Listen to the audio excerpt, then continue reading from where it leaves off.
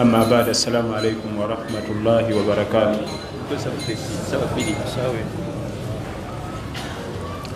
amatenda majjuvu ga Allah tabaraka wa taala akyatuwadde obuwangazi biidhnihi tabaraka wa taala. obudde bwe tulina bufunda ngenda kwogera ku nsonga 3 insha allahu tabaraka wa taala. ngenda kwogera ku nsonga 3. ensonga esooka hadithi ya abi huraira radiyallahu anhu. mu hadithi eno nga nabbi atugamba sallallahu alayhi wasallama la yaqbalu llahu thalathun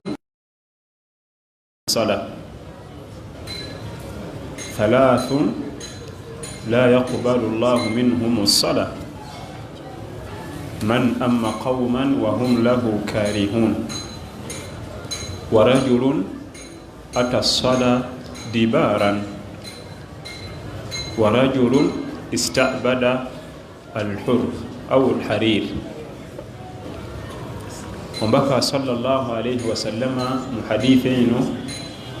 yayogera ensonga 3 n'atugamba nti bano abajja wammanga esswala zaabwe Allah tabaraka wa taala tazikiriza, kyokka ate tebagamba kuziddamu, era Allah tajja zibabanja ku yawmul qiyama. Tiwasala dhuhuri wagisaala naye tiwafunamu max, teri mu mpeera, era talagirwa kugiddamu,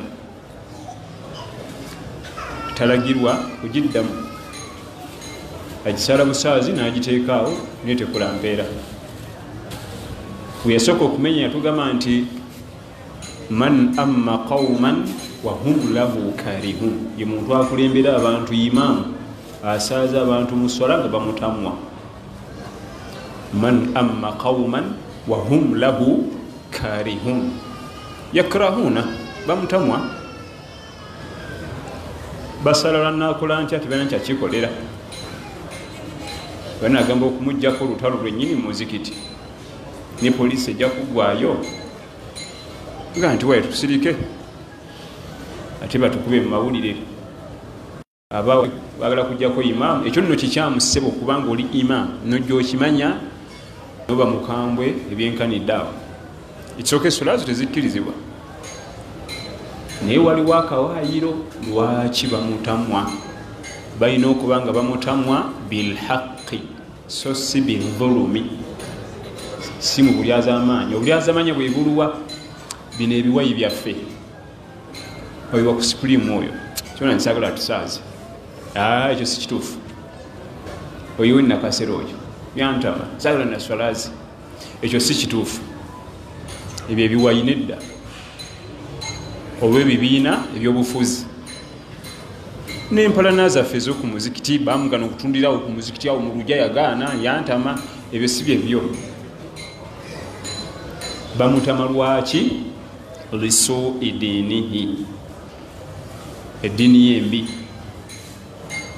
olubeerera na misango gya kubba bakabende, olubeerera na misango gya ssente, yakumpanya ono yakumpanya oli, bamusanga ku matatu oliti abbirira kasegereeti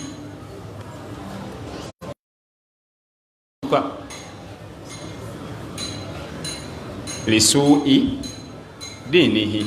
nga bamutamwa olw'okuba nti eddiini ye yennyini yekennyini tafa ku ddiini ye.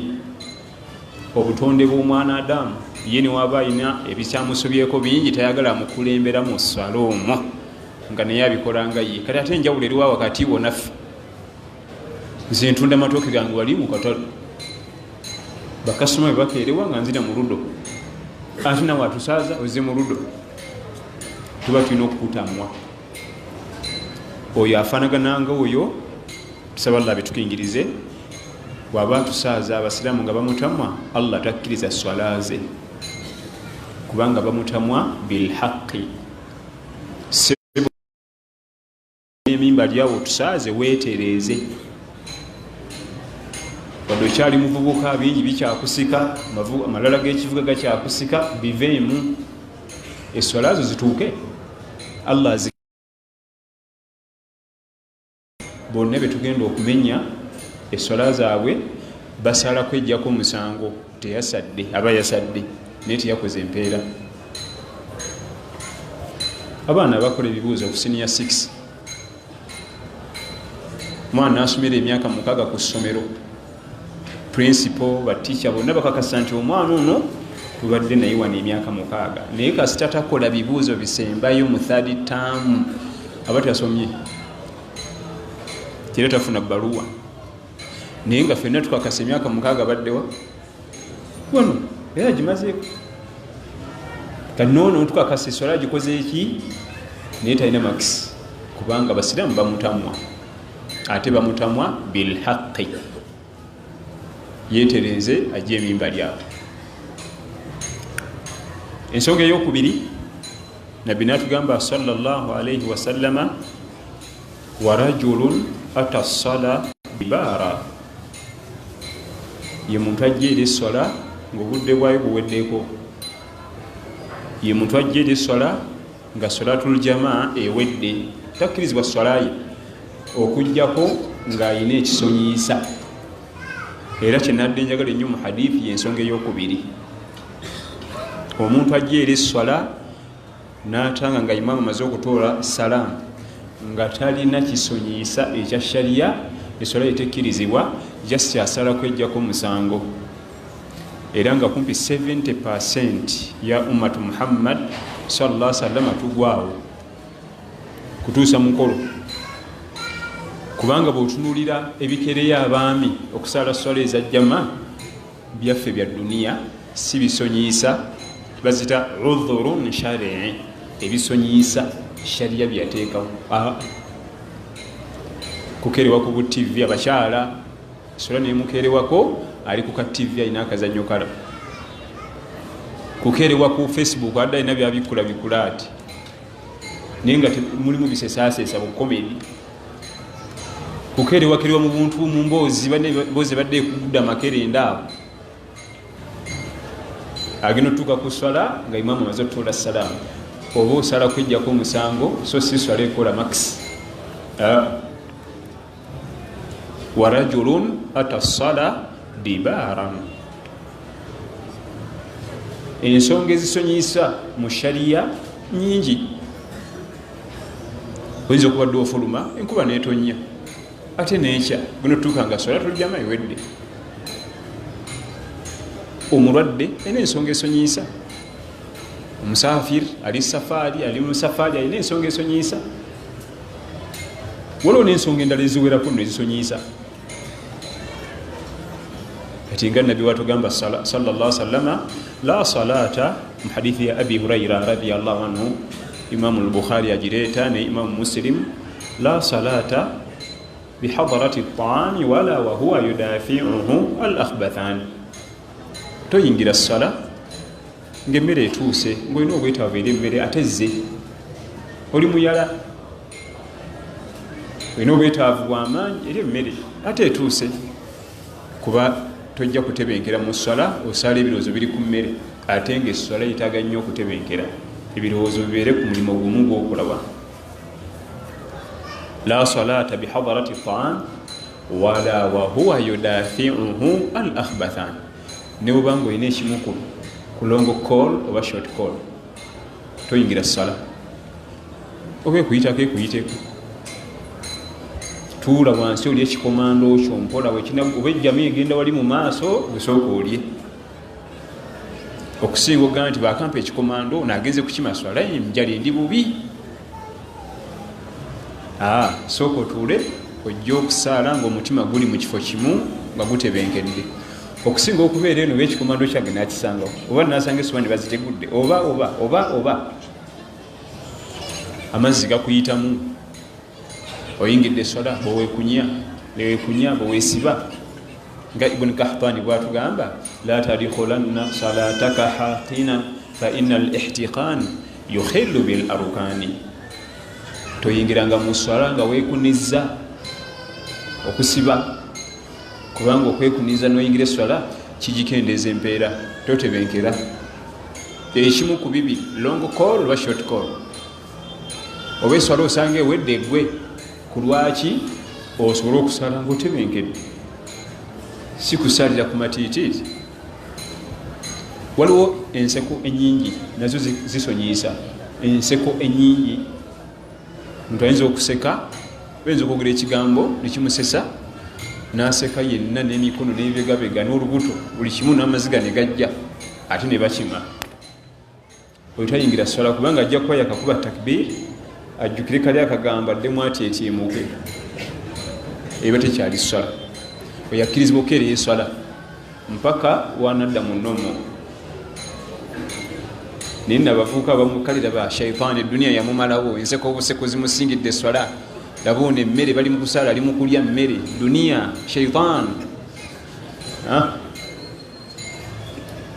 Netugenda nedda eswala ezimbibwa ku butebenkevu, assakiina, bukakkamu wenna, mubiri, birowoozo birina kuba wamu. Ekiteesawo tahiyatul masjidi qabliya, kukukuŋŋaanya birowoozo bive mu katale gy'ova osooka otuukagane n'omutindo gw'eswala, ogenda okuyingira mu swala eya waajibu ng'omaze okukkalira. Naye wakamala okuddiza abantu balansi n'ebirowoozo ebibiga nti oba olw'ogwenziriza ennyingi ng'oyingira eswala obanga obusiikuusi. Era salafu salihin abatusookawo abalongoofu, ezimu ku nsonga lwaki tetuyinza bagoba mu imaani, mu amalu assalihaati, mukola emirimu emirungi, kyaba nga kizibu nnyo okujja okusala eswala ya faraba dairekiti. Aba yazze dda n'asookawo tahiyatul masjidi awo, asooka akuulinge omubiri, ebirowoozo, omutima, agende okuyingira mu swala ya farada ng'aliwa. Niye ova kwekwata amataayi newa boda boda abadde aganya okuddiza ebitaano byo, nemusooka mwerigamu awo, kale okakana n'abikuddiza, ogenza okuyingira munda nga bamaze okukima n'osimba ku layini. Era ojjukiramu kajjiri bwakubadde omukuttaawo naye mbadde nomutwala. Esswala eyagala nnyo ebirowoozo nga biriwamu. Ensonga ey'okubiri eyo ya bulabe, man ata sala dibaara, omuntu ajjira eswala, mukyala, mwami, bonna bayingira omwo. Bwe nayimiriza okweza engoye zange nensooka nsala, nja kuddirira kansooke nzimalimu zonna mu baafu nzaanike, malo zimala zonna, kenaatulamu nja kunafuwa. Nadda omukyala nadda mu kumaliriza okwanika engoye, agenda okusala dhuhuri nga ziri 7:9, aba asadde naye batakoze makisi, omusango guba gumuvuddeko, aba asadde era omusango gumuvaako, tebajja mubanja dhuhuri ya lunaku olwo yagisaala, tewaba makisi, kwejjako musango. Owokusatu mu hadithi eno, warajulu ta'bada al-hur wa fi ba'd al-harir, ye muntu akwata abaana baboobo n'abatunda ne bafuuka abaddu. Sta'bada al-hur,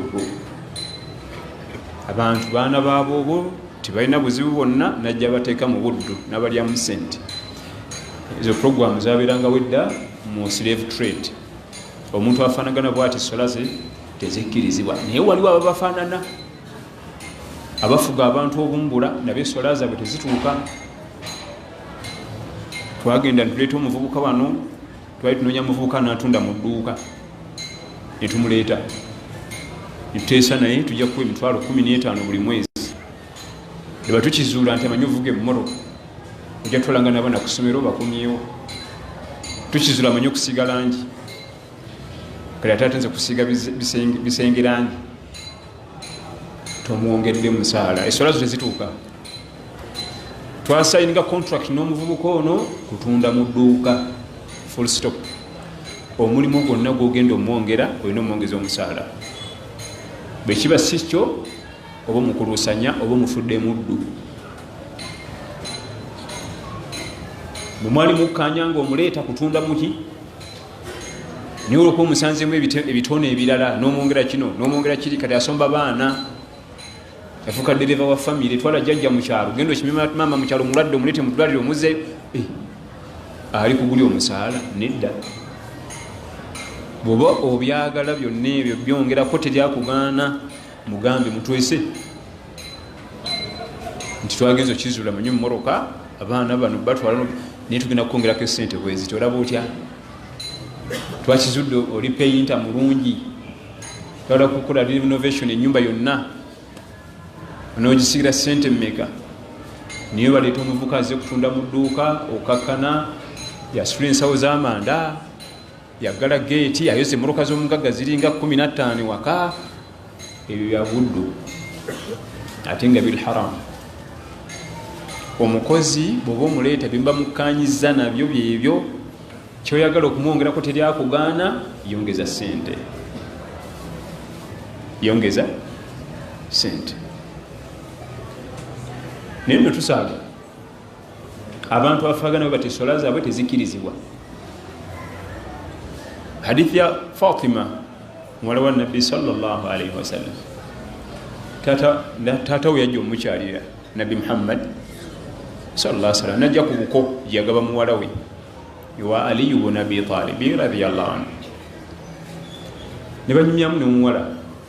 namugamba naye emirimu gimmenya lwaki tomufunirayo meidi nitaka kumenya emirimu gimmenya nnyo waka Allah nabbi sallallahu alaihi wasallama yasala amagezi muwala we Fatima aleme kuyingira muliro namumma meidi namugamba biveeko kankuyigiriza edduwa ojja kugisoma ngaofuna amaanyi agakola emirimu gyo kuva ku meidi agenda kwokesa muliro n'omusobola huquuqu zaalina nozisobola namuyigiriza edduwa zanasoma era Fatima atugana nafuna amaanyi agakola emirimu gyange nga setagaba meidi nino duwaji subhanallah mirundi 33 alhamdulillah mirundi 33 Allahu akbar mirundi 33 basi nabize engoyize nafumba nagusimula ennyumba meidi asoboke waka buleta meidi wakobolese boss okutukiriza haki ze obutamulyaza amaanyi nga temunakusena nva yasoboka okusena jika ebifi ebirungi nekakusuku akalungi enva ebifi byenyama tebimala mwe mujja obutafuna gwe taata ne maama mwe mulina okusala magezi nemutafuna ye alina okufuna gwozanya ne meidi oleeta meidi nazitowa n'okusinga omwana wo kubanga omwana wo bwomulyako ennyama teryakuvuna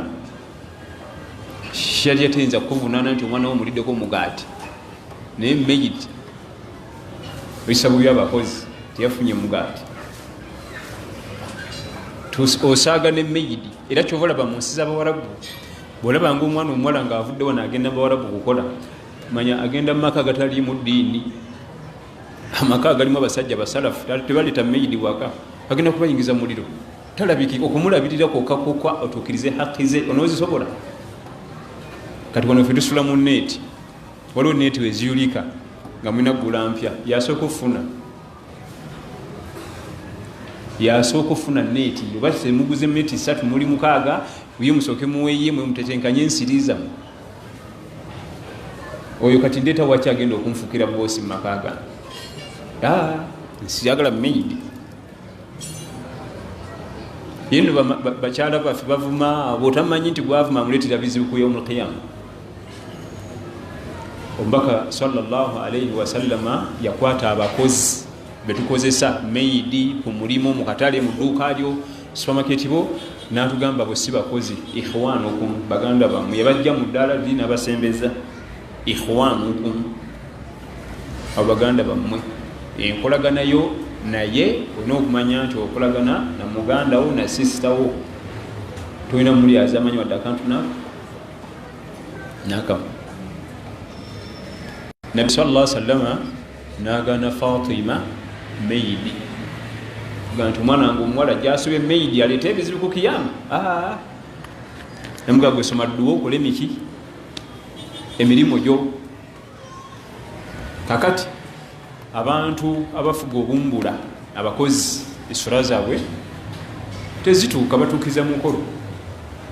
amutuma emirimu nga naye kenyini tagisobola amutuma emirimu nga naye kenyini tagisobola nyumba mulimu omusota basindikayo maidi mwana wa buwala kati gwe okola ki musajja omukulu genda ogunoonya ogukube ne balinnya waggulu ku dining omusajja omukulu alinnye ku dining waggulu n'abaana be n'omukyala batuma maidi anoonye omusota wansi agukube era atugaana sallallahu alaihi wasallama byotasobola kukola tubimugamba muwemu intervawumule muwemu alwala ati abakozesa abakozi mu layini efaanagana bwetyo yajjira mu mirimu mirala kati bamwongerako emirala baimaamu bannange waliwo baimaamu basula okumpi n'omuzikiti bamuletedde ensawo y'amanda gwe musitule nankani mugitwale mu nyumba yange sebo genda ositule ensawo yo ey'amanda oba togisobola pangisa basituzi b'amanda bawe sente so sikozesa buyinza obwa imaamu otufuula abaddu gwe muvubuka mujangu noli oyo muje wanji imaamu etooke ligenda mu nyumba yange situla etooke eyo ekisooka tolina kyovaako ngaolisitudde balo ate weyongera na bwezito mu bimu ku binneewuunyisa mu batusookawo balongoofu asalafu salihin abatusookawo balongoofu ng'okumusanga alina ebintu ebyasitudde noyagala omusitulirako nga takkiriza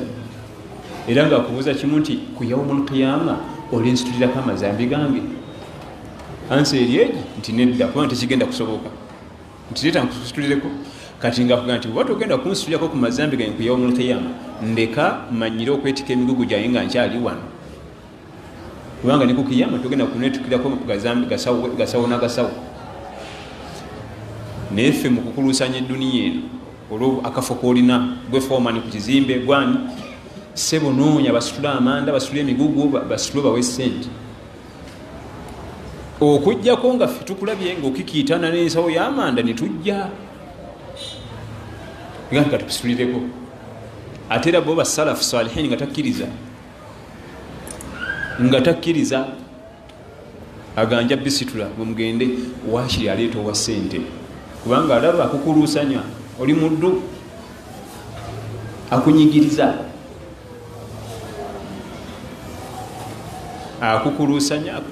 waliwo ebintu byetulina okuppa ennyo ku basajja abo ate nze kinneewunyisa tetwabibakopako twabakopako mannya ebikola netubibalekera awo mu kukopa amannya tuli balungi naye ebikola so nga twandibe tukopa bikolwa amanya gandize gokka olaba omusajja rastamani mummanyi yakopa bikolwa atakopa mannya era kyobola berinnya lijja lyokka asooka n'asirikirira emyaka ng'akuza agaviiri n'asirika nebimuluma teri kunaaba teri kuzisala n'asirika nebyeranga nanoonya eggatta eddene mu katale n'agagoyegoye ag'ebirangi tayimu etuuka nga waba atambula tagamba nti nze ndi mulaasi bano bayitako ebagaa nti omulaasi wuuyo yakoppa ebikolwa erinnya nerikola ki eyo mukopi omutuufu rastaman teyeyogera bano bokka wayingira bagaa nti rastaman gyebale kubanga yakoppa nnyo ebiki ate ne basajja baddemba bwoboolaba omulaasi omutuufu bakikuba beddembe mu mbeera zaabwe ezo zoolaba mwana kati abatusookawo balongoofu asalafu salihin bafaanana nnyo okulaba nga bakweka ebyengera allah byabawadde ebitagambika ibaada zaabwe nga zankukutu nnyo ebitagambika ate abaddawo ebyengera allah byatuwadde whatsapp gurupu facebook nino balagalooza banne nnyo olaba taata wa nabbi yusufu amuga nti la takosusu ruyakaala togeza noyogera ebirooto byo eri baganda sayakiidu laka kaida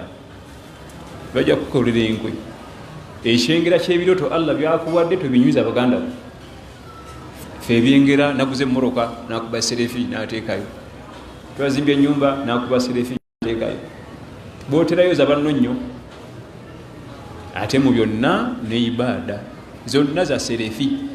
abatusookawo balongoofu bafuba mu kulaba nga ibaada zaabwe bazikweka, ate ffe abaddida mu bigere tufuuba era akaikuba n'akasa ku gurupu n'asaba ne bali mu gurupu, bwena gurupu nga 3 z'olimu kakasuke kasukeyo eyo yonna bakalabe newadde omunaku omugaati agenzi mukyala alina akakadde katudde nako akawadde omugaati gyetunizamu bwati naweereza ku nsi yonna. Bali abasajja nga bakweka ibaada tulina bakopako biki bikolwa.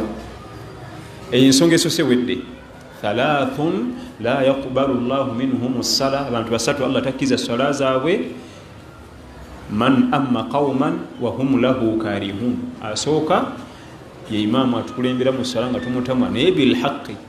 olw'eddiini yembi, buli azamaanya sente zibula, erina rangozi z'abakyala, ettaka eryo yakaliguza abantu 3 bonna balikayanira.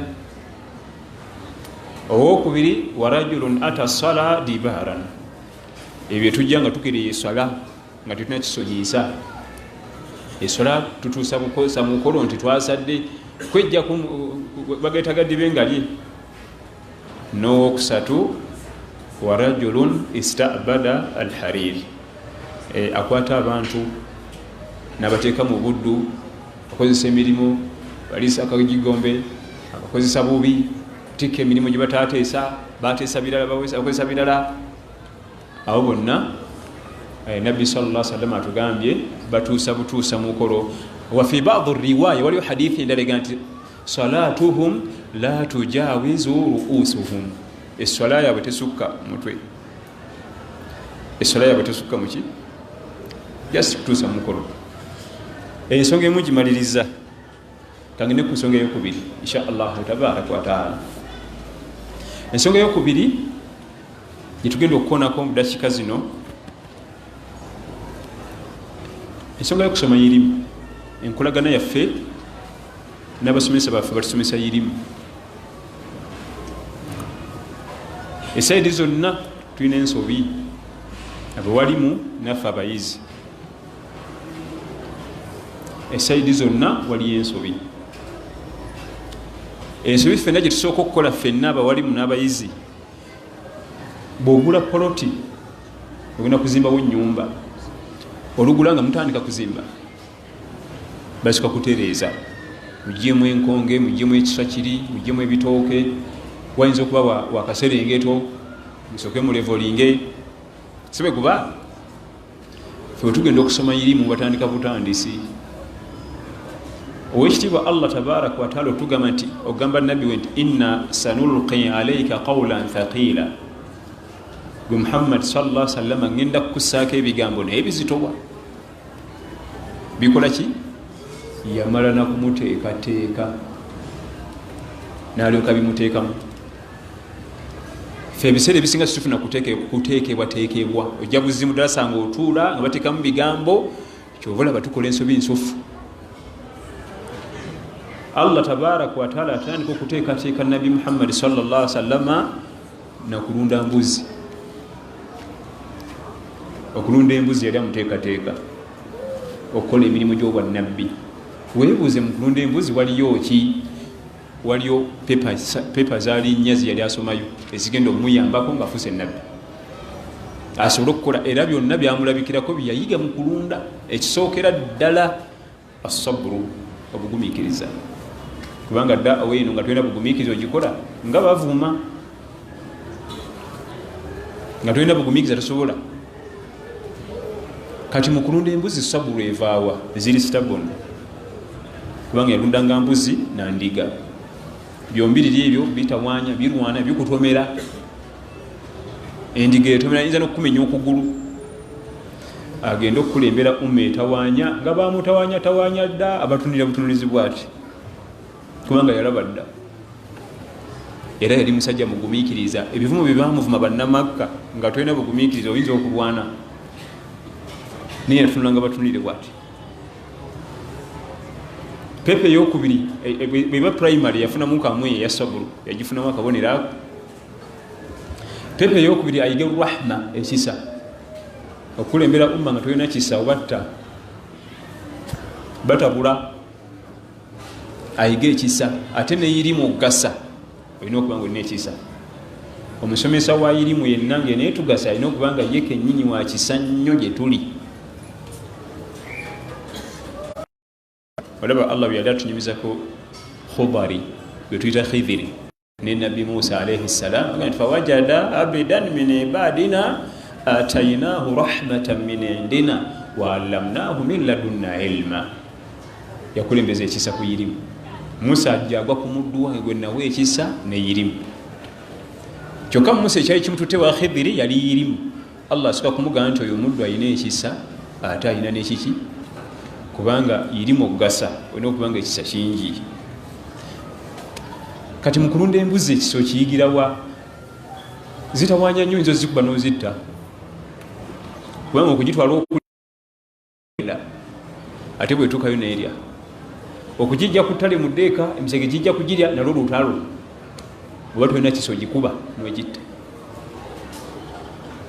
Ensonga eyokusatu ayigeyo shujaa bamuteekateeka kumusako Quran. Shujaa obuzira kubanga omuntu abeera mu ttale osinkana ebintu bingi emisota siga wali agantu gangi ag'obulabe oluusi ne bubwefuuka namu ne gukutwalamu emisinde awo. Kati omuntu atera okutta emisota n'ebisiga ebyo nabiki lwaba asanze omusota si kwe kutiitira ng'ono nga mu myaka 4 mu bulamu bwe gwe gusoose okukola ki era nabbi yali musajja muzira tomanaga mukangakanga. Kyenjagadde okulaga awo nti awo wonna kuteekateeka gwe bagenda okussaamu ebigambo bino. Kati fe ebiseera ebisinga mu ilimu tetufuna kuteekebwateekebwa netubeera half baked taddemu bino taddemu bino era kyobola bwemuwalimu omusomesa yenyini atuvuma ffe kenyini basomesa ate naffe nga twamukutteko kyetumukola naffe kisufu tuvuma oyo netumulengeza yenna bwati era ebintu ebikkirizibwa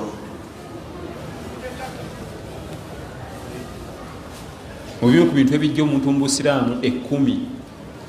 man istahzaa bima jaa bihi rasulullahi sallallahu alayhi wasallama kafara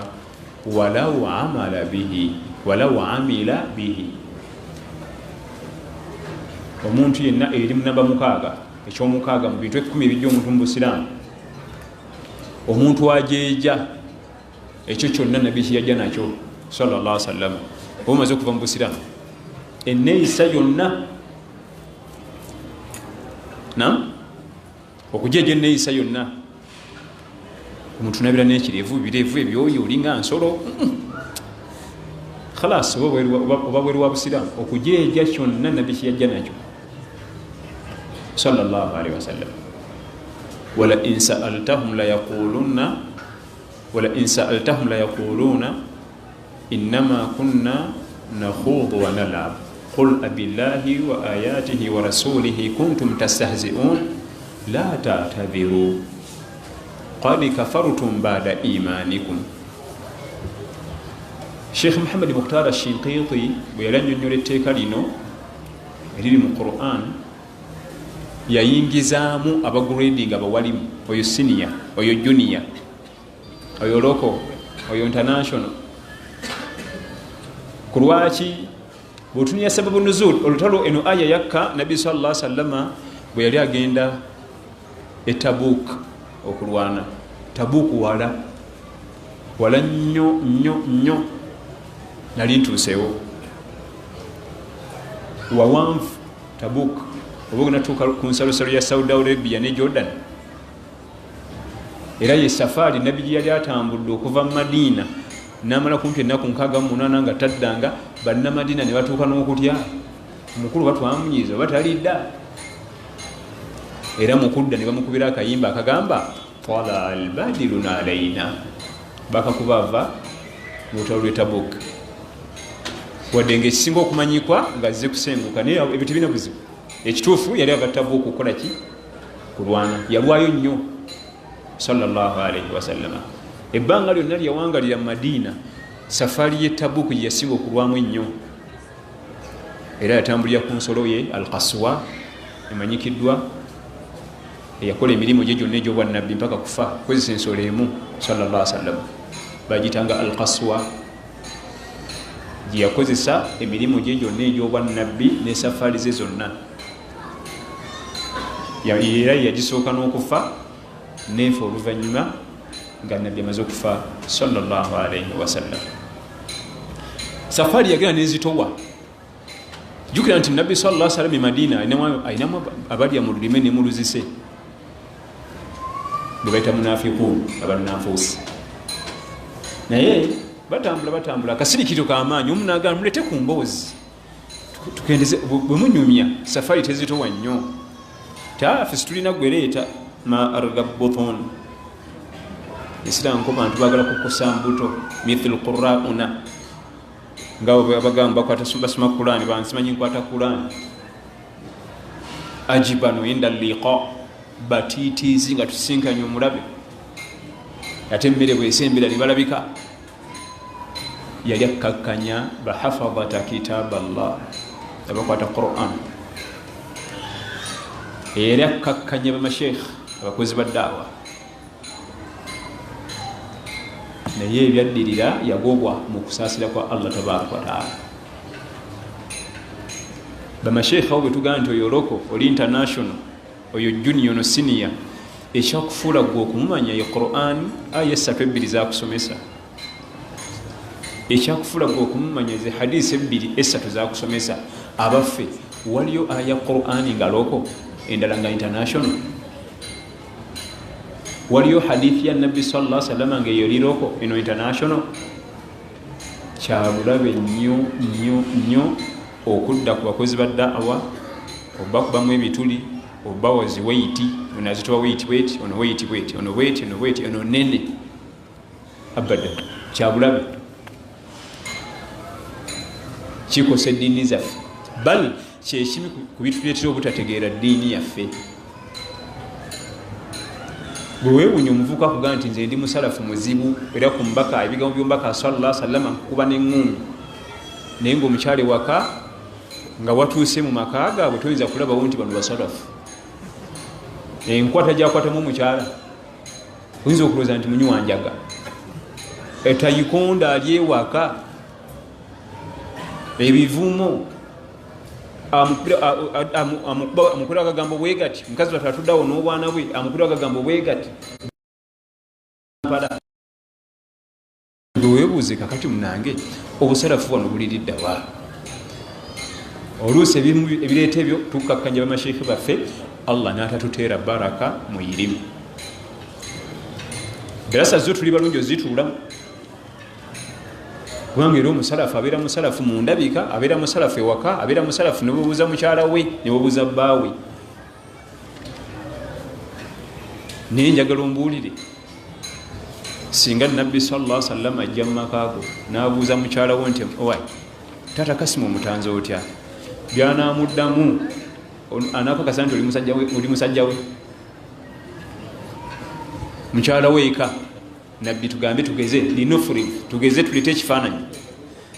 Nabbi sallallahu alaihi wasallam azze wa mukyala we n'amubuuza nti taata Kasimu omusanze otya emyaka gino 8, byanaamugamba anamanya nti oli musajja we omusalafu. Ekyo kikyuse nnyabo bagende babuuze taata Kasimu ajja teeka mama Kasimu omusanze otya emyaka 8, byanaamuddamu anamanya nti ono mukyala musalafu. Kizibu. Natomera nalaba napakuka nalaba bubi abakazi bangu akono ze ansa zagenda okwogera nalaba bubi abakazi bangu ki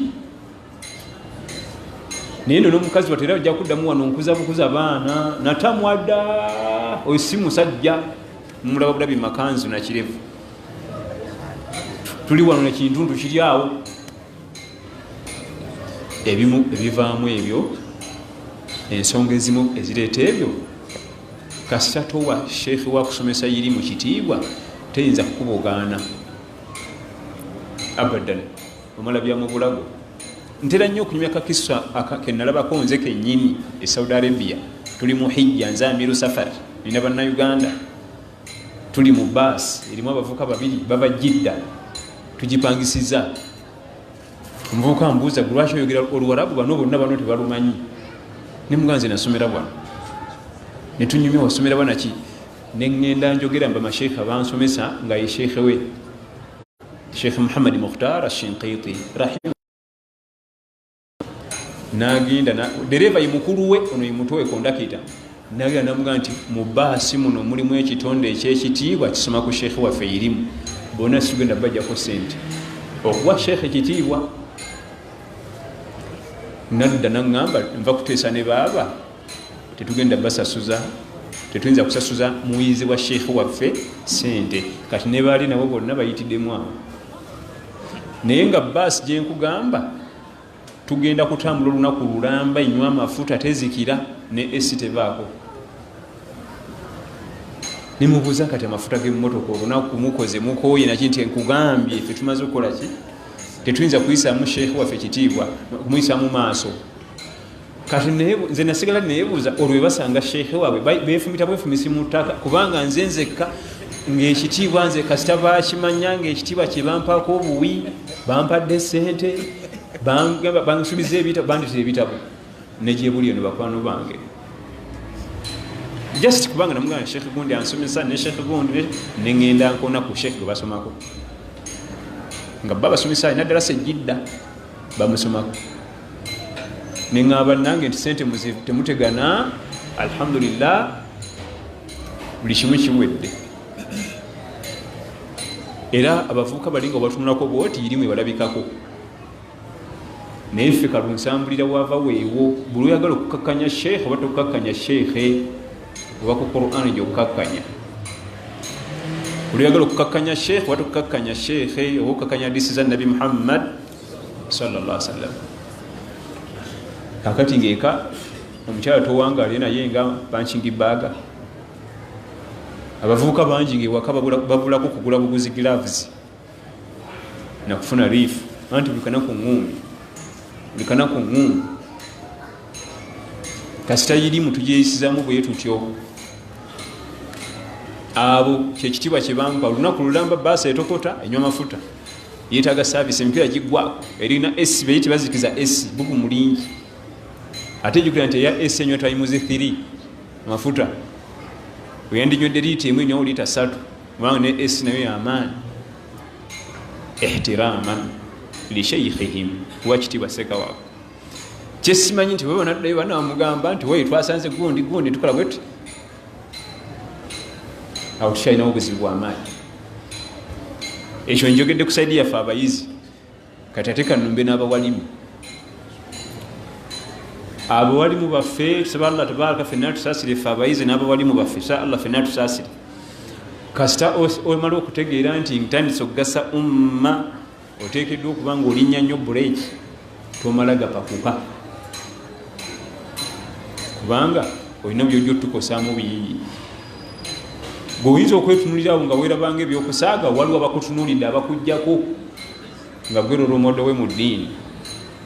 naye ate bwakuwuliramu bino sente kuwuliramu bino ebyabakazi kuwuliramu bino nankani abakyala bamufukidde ebbereegi bamukubye ebigo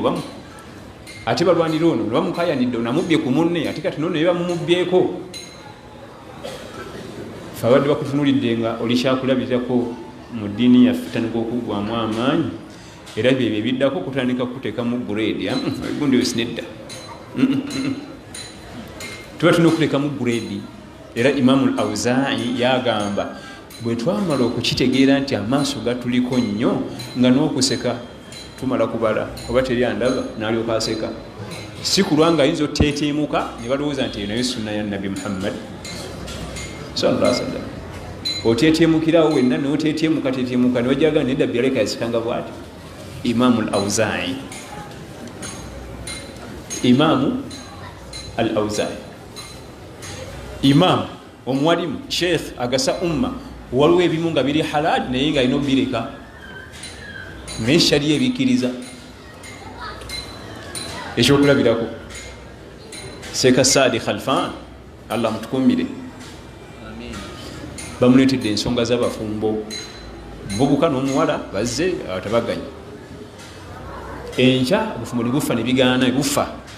oyo omukyala batakyamuwooye oyo omukyala tamuwa muleke tekiri haramu sharia tekigaana naye omuvubuka oyo alituuka yaga nti ekitegeeza ne bwe twajjiranga luli okuleeta emisango yali abaze ebyo yarabbi nga ndabye era bwakiteekawo nti yabbye mukazi wange ani namutwaliranga tutabaganye nemutwalanga kubanga jjukira nti okutabaganya abafumbo tekiba kya lunaku lumu. Tutabaganya abafumbo emyaka 5 myaka 8 okyatabaganya bufumbo. Omu ku bafumbo natukana okugamba gonsibye omusajja oyo gonsibye ndiko mukazi nze nandwe namutadda tirinda mukwatirira ne batambula omwaka ne bateekawo akaana akalala naye ngonaga gonsibye eyo naye kati olwokuba nti kiwambwa bwe bajja ne baawukana tusaba imamu amuleke anoonye omulala kubanga oli ajja kuwuliraga nti ekitegeeza ako ketwajjanga ako kalaba ako ye nga abaza era gye natandika okukwatikawo gaye nti twagendanga era tutabaganye ye nga atugamba bitwawula atwalemu mukazi wange ojjukira nti shaitaani nayo teyeebase kati oba oli mukutuba osoma we notuyanyule nankani wallahi jamani nze sibuza kuliza kutubaza oyo yabba mukazi wange era mbeewunya nobeewunya mmwe oyo nga asoma kutuba nga nze mpuliriza lahira wallahi mama hasifa ndaba kati babeera naye yamutwala nti kumbe baali bayawukana oluusi n'omukyala namala n'emyaka 4 nga si mufumbo naye olw'okuba nti walabikirako mu layini ebatabaganya shaitaani eyina allah nti wazayyana lahum shaitaanu amalahum fasaddahum ani sabili wa kanu mustabsirin. Shaitaani ekimuwundirawundira olabi babbi bononefu kale baseekamu kyoyo yabba omukazi wange shaitaani nekiwundawunda netikako obungodira nisako akaziga akawoowo obunyanyanyanyaawo kakanange mawulire agatunda mu kyalo kyonna mwalimu seekawa muti muli makulu waliwo ebintu ebimu nga biri halal naye olwokuba nti umma ekutunulidde ekujjako omwe nabireka bino nno mbyogerera wano byetera kuba mu semina zaffe ez'ekiwalimu byetera kubijjayo byama byaffe naye jasi ako kamu kajja bamala sijja kutinkula birala balimba nange bajja kunyigira waliwo ebibeera halal nga sharia tebigaana naye kulevo kooli kireke kulevo kooli kikoleki kireke kati waliwo abawalimu baffe abamu bobona omuwalawo tebyakukola mukolo gujja batulukako bajja abantu 5-7 tuulaawo nemwe wano 3-8 tuwowe tujule omuceere naye nga bogenda mu kidaala baleete emizinda baleete omwogezi gugenda tutulukako mwalimu waffe omukose bwoba oyagala kugabira bano abalala leeta ebyo ebintu byammwe bibe n'abatolokako leme kutukosa oba otukosa. Waliwo abamu aga nti kale seeka wange mbadde nsibiddeko empale ne audio ngenda zidiriitinga mu nankani yange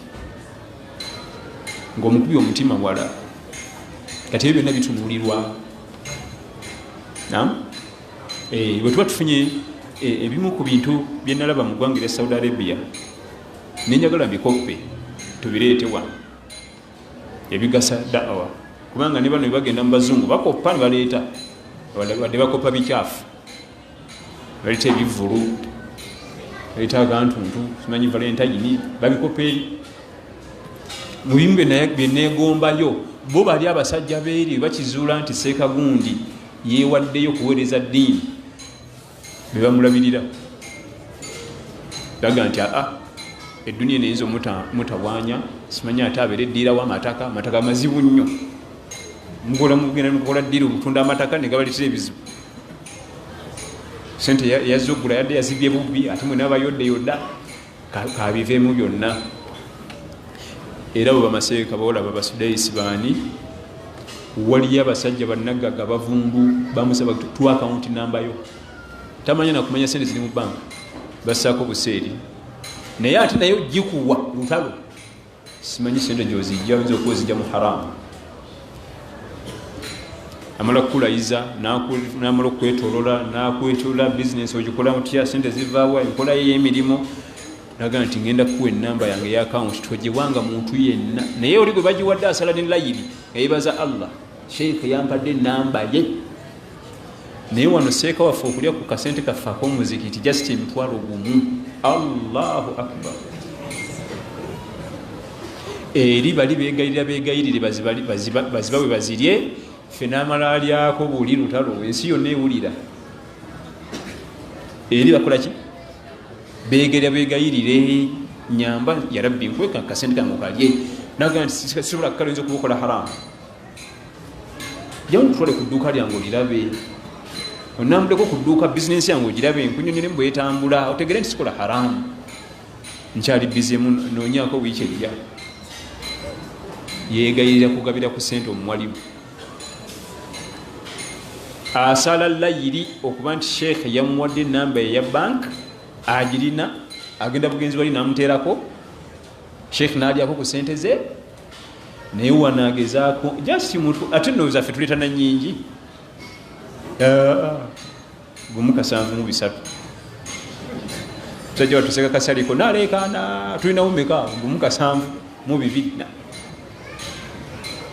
wali abegayirira sheekhe ali ku sente ze bo bali bashimanya nti yasazeewo tuweereza ffe katumuyambeko mukwatirire eno kubanga sheitaani yagala mumusika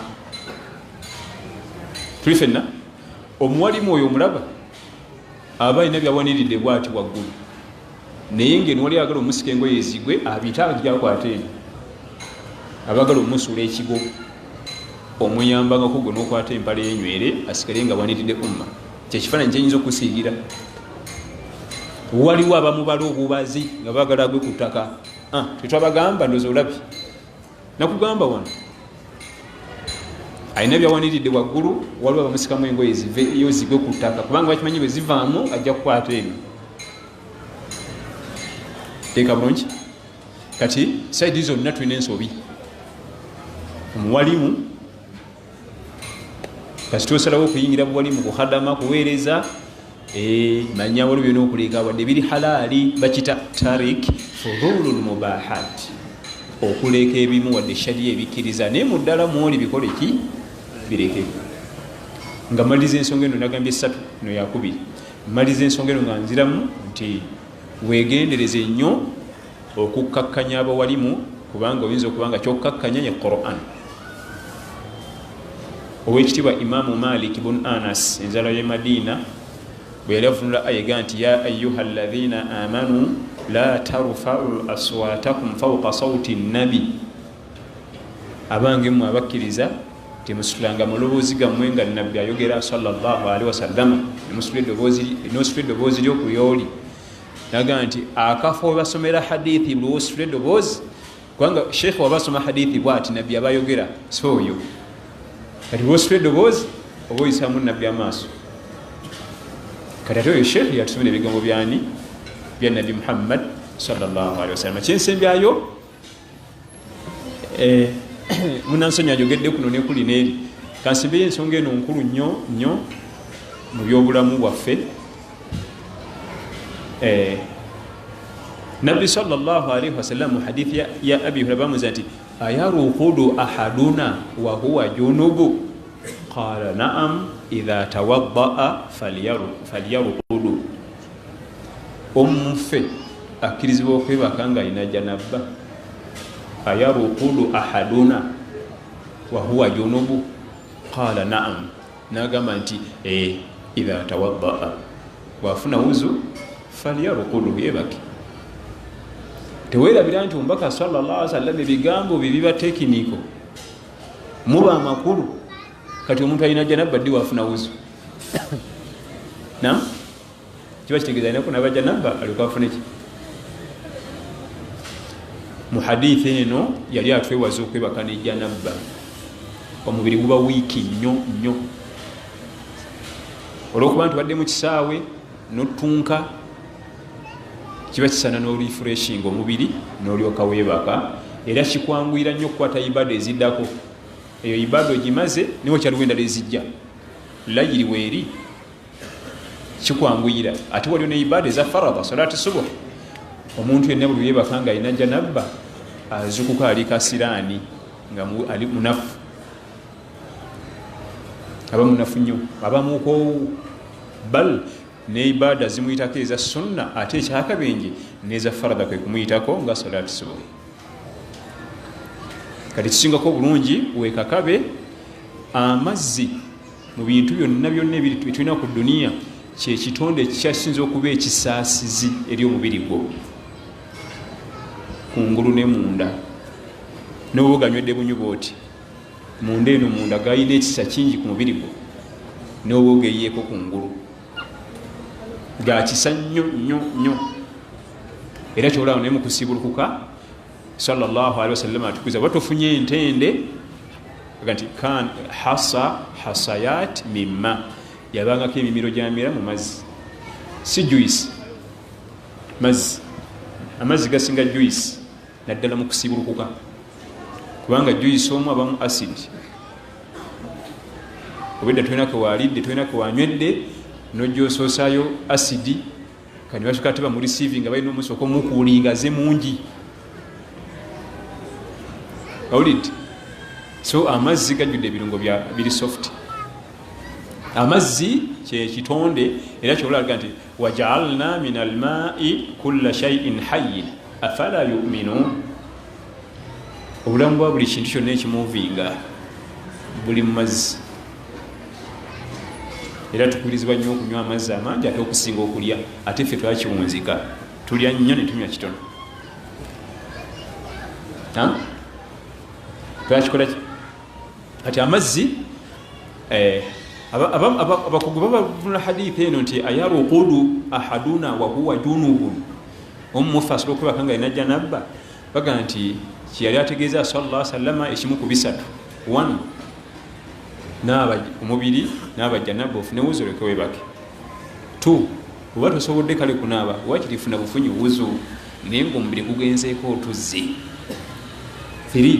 oba byonna biganye istanja al istinja kwe kutukuza ebiyungo byaffe eri emanju ate wudu okutandikira mu ngalo mpaka ku bigere istinja yeyemanju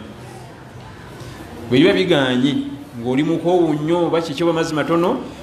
istanja mu bifo biri ebisinza okukekeza enyago mu lutalo oba ntegereka bulungi ebyo ebifo binaabe bulungi byo bitereere wakiri webake naye ng'ofunyeyo ku tuzzi twoyiwako kuki ku mubiri gwo si kwebakirawo bwebakizi ate era mu byonna wakati tokkirizibwa kuyingira kinaabiro nga wakafuluma ekisaawe entyo zikyajja nentyo zikyavaamu banaye muli twaze n'abaana bato nina okusabika ebigambo omuntu ava mu kisaawe ayingira ekinaabiro tyozitnyo kyatuuyanye otuuyanye entyo zengamba muzitegedde si bwe guli sooka olindemu so olufuluma ekisaawe newesonseka ekinaabiro okunaaba era onoogenda okumaliriza okunaaba mu ngoye ezo nga ziraga nti tolina wuzu kubanga entyo zibadde zikyakola ki zikyakuvaamu lindamuko ate omubiri gusooke gumala okukakka n'entuyo zikomaawo olyoka onaabe naye kyakulabe olufuluma ekisaawe noyingira ekinaabiro kubanga ojja kunaaba eminuli ekisukka mugumu wuzu eba tetuuse kati ebintu ebyo bisatu at least ogezaako okufuba okulaba nti obyesembereza amazzi ebiyiga ebyalukale shaliyo ebiyiga ebiteekulamu emiteeko ebiri waliwo ebiyiga ebyalukale ku muzikiti mu paaka mu tawuni mu katale n'ebiyiga ebyowaka ebiyiga ebyalukale byetusanga mu lukale biina ennamula zino 1 amazzi gosanga gayise mu kiyigo wansi awo togesiga kubanga bamajja neyesimba nakunkumulawo wonna tumanyi mbeera ze zabyabulamu leeta amazzi amalala oyiwewo gajjewo gali oteekewo agagokakasa nti malungi teeka bulungi kubanga abamu ekiyigo byalukale kati ebyomupaaka omuyaga nga ombulira ebyo mukakkana wansi atirisatirisawo wonna ekyo kimu ekyokubiri amazzi gosanga mu budomola agafisseemu mu biyiga ebyolukale togesiga gajjemu oli ajaga nti ate nga teekewa gayiwe nti nga mbaadiibuuda obulamu bwo bwabbeeyo singa ago amazzi waliwo abantu bannaffe nga babaana bamungalo bwati afuna bamumaaso ate amazzi gatonya mu kadomola kateeka wa baana babwati bwe gatonya muli baana bamufeesi bwe gatonya muli bwamunyunguza mukama bawandeeri gano gayiikamu togesiga gajjemu ebiyigo byolukale bwoba osobola byewala kyekisinga obulungi abantu bagenda bakola istinja natatukuza ngalo nakwata ku mukonda gwa kadomola nateekawo nawe nojja okwata awo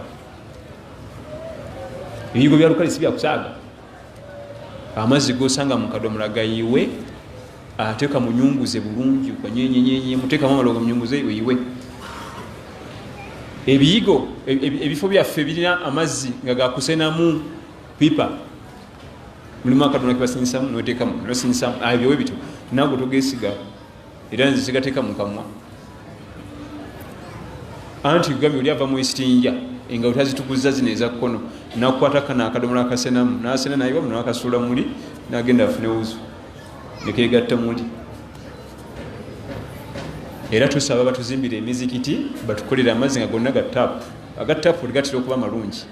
titunewe tugasangira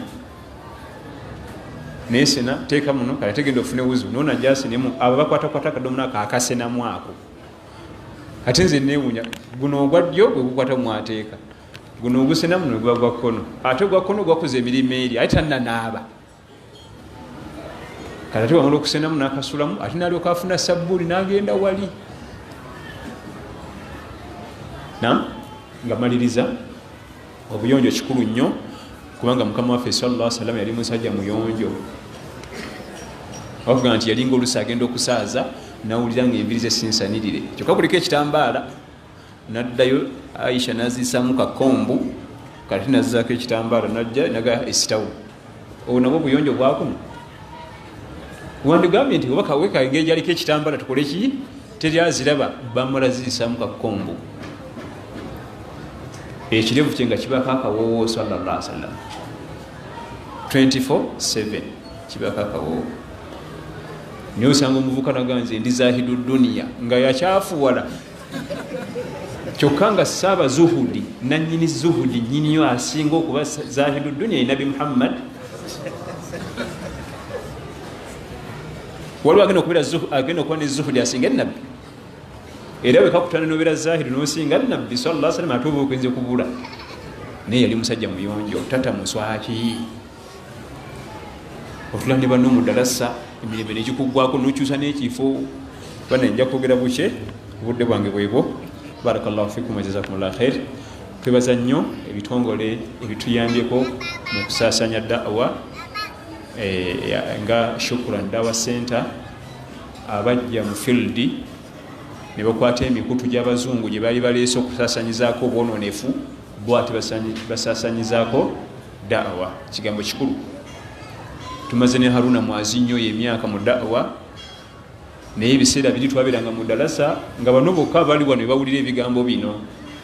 naye kati essaawa zino tuyisobola okuba tulina abantu bagenda mu mutwalo betulinabo mu dalasa okwetolola ensi naye nga tulinga wano tulinga 500 naye wali abalala abatwegasseeko ku ssimu ye ku laputopu kompyuta kwetolola ensi yonna era ezimu ku migaso gy'abaganda baffe abo era nabo tubakwatireko muloza nti ebyensawo balungi era mbeewuunya omusanga embalala nobwe batuuseyo ddi n'omusanga wa tayinza kuga nti twalaako akimanywe n'akamotoka kale akatonotono naye tayinza ga nti ntwalaako sanga yatuuse dda simbye kamera oba olinamu kaliziki omuwaako bavubuka bato nebayambyeko okuleeta da'wa mu maofisi ga banka abo simanyi kanso baani abatagala kujja mu madalasa wadde aganye okujja babimusembeza agenda okulaba kusimye nga bizze tagala kujja muki naye babimusembeza kifuba babeereeyo mabanka abo kati bali kusamba mipiira agenze mu faamu ze ziri mu kyalo okulaba mbuzi ze agenda okunyiga bwati ng'alaba ate nga tubadde tuludde mu kisawo kya da'wa tekibaddeyo mabega bamashekhe baffe Allah batwalidde tekibaddeewo Allah basaasire abasinga bonna we bagendedde programu ezo ziba tezinnaba kubaawo Allah wabazituleetedde ati tuzaanirize tuziganyirwemu subhanaka allahumma bihamdika ashhadu an la ilaha illa anta astaghfiruka wa atubu ilaik wassalamu alaikum wa rahmatullahi wa barakatuh.